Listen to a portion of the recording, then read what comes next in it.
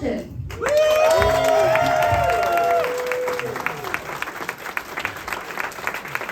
Keep it going!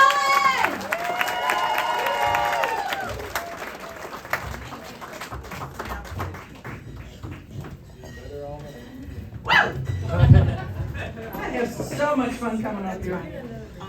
I am having a great time. I see a couple people I know, a couple I don't. Melissa didn't tell you, I just live up the road here in Frankenmuth. You know, and I know you all know it's the town of all-you-can-eat chicken dinners. Did you know it's also the town of infinite weight gain? Yeah, it is. I'm an overachiever. I woke up one morning and found out that I had been winterized. I can go out this winter and my appendix is so safe. Don't have to worry about that. I have a couple things I'm really proud of to tell you about. One is I am a long-term, hardcore, grade A cougar.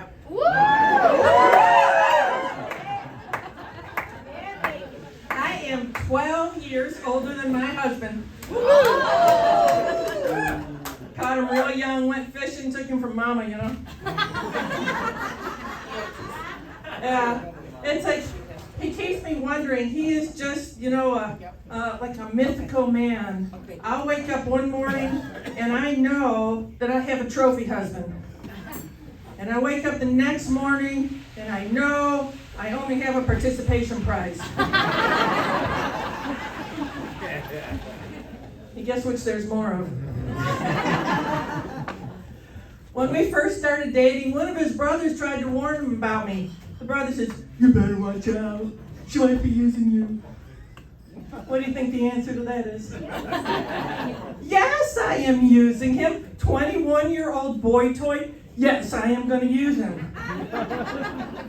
His brother was right. This was better than the Energizer Bunny. I did not have to buy batteries.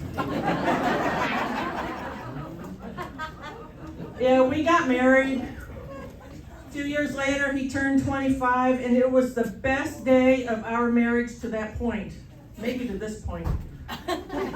But my car insurance went back down.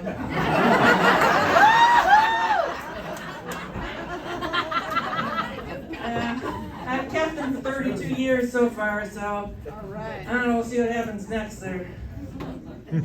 Now, in addition to being a very proud cougar, I'm also a baby boomer. And I see a few baby boomers out here with me. It's like, have you ever looked up what's a boomer in the dictionary? It's interesting. We are rude and selfish, but at the same time, somehow or another, we manage to believe in flower power and free love. So that means I get selfish free love at the boy toy because I'm a baby boomer. It's like, can it get any better? This is the best age. And then look where boomer falls in the dictionary. Boomer is between boobs and booze. That's not going to get any better either. You know? Every once in a while, somebody will come up and they'll go, "Oh, boomers, they're getting old, they're getting obsolete." It's like, they are so fucked up. It's like, we know exactly when to change our knees and hips. We will never go obsolete.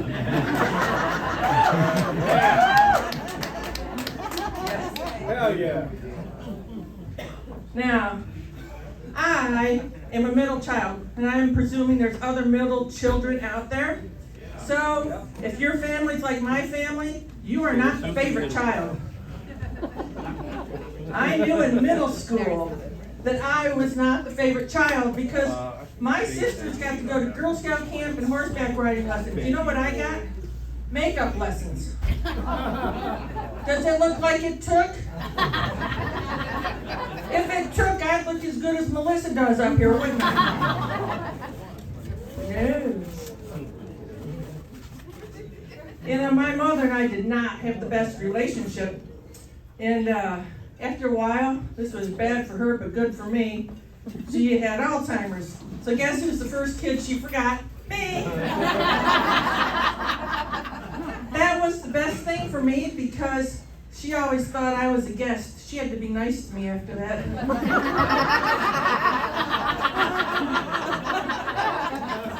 Now, I put a lot of thought into their old age, because they're going to ask us kids to watch out for them when they get older. So I had to prepare in just the right way. So I volunteered at hospice. Best thing I did. Now, Melissa told you I've been doing comedy for about a year, but a lot of people, they go, Kathy, you're 67, you're retired, you got your boy toy. What the hell are you doing standing on stage doing comedy? They go, that is such an easy question. It's like, I love to exaggerate my accomplishments. And I love to talk about things that I know absolutely nothing about. So that means either I stand up here on stage and tell jokes to you, or I have to run for president.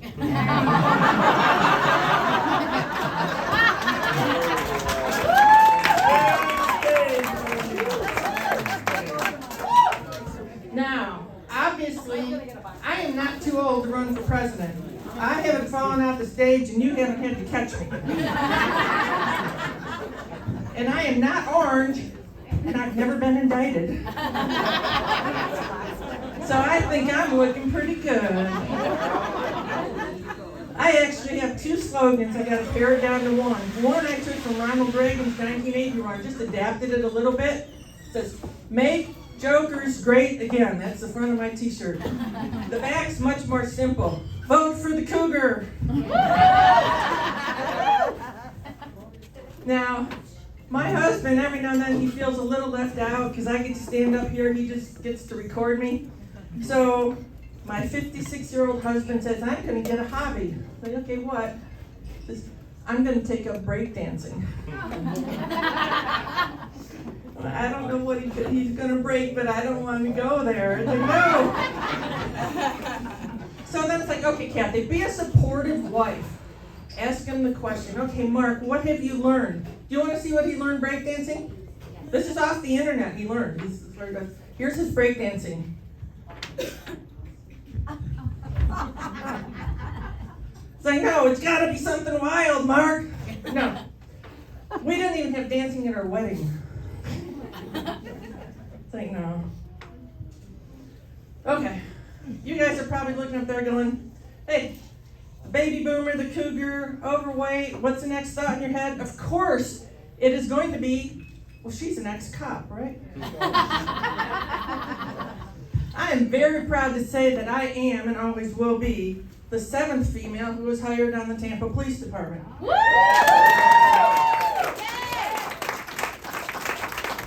Now, I thought I was going to go on and be like Wonder Woman, my bulletproof bracelets, my lasso of truth. I might have been a little more like Lucille Ball, wrapping chocolates in the candy factory. Now, my sergeant had absolutely no idea what to do with a female. He's like, oh, fuck, I don't know. He says, put her in plain clothes, stand her at the bus stop corner, let her pretend to be a prostitute. Let's see if she can attract any attention.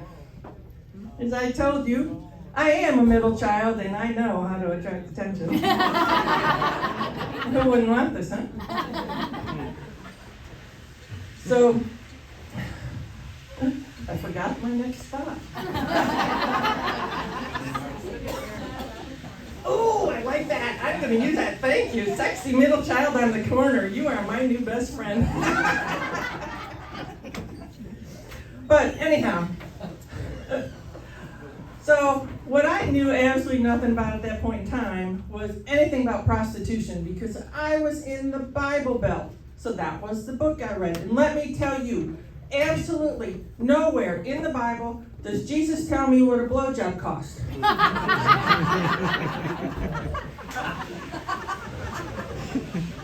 I learned a little bit.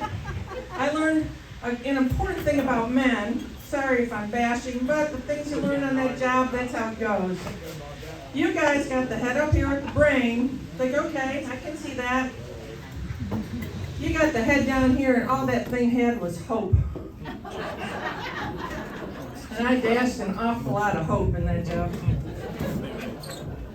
We had some really interesting conversations. You know, I'd just be standing there minding my own business at the bus stop. In Tampa, not here.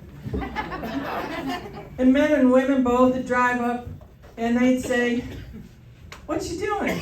I'd say, "Well, I'm working." True statement, true statement. They'd say, "You're not a cop, are you?" I said, "Well, yes, I am. Would you talk louder into my collar, please?" And they do. And then they'd say, "What do you do the best? What's the most fun for you?" Like, bondage, and I have my own handcuffs.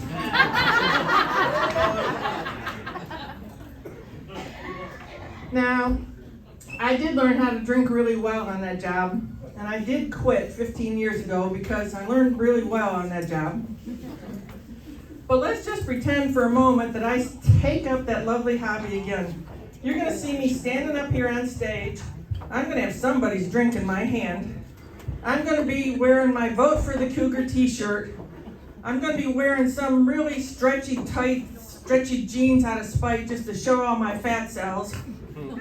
And every guy at these tables here is going to be a Chippendale dancer just hoping I'm looking for auditions for a new boy toy. All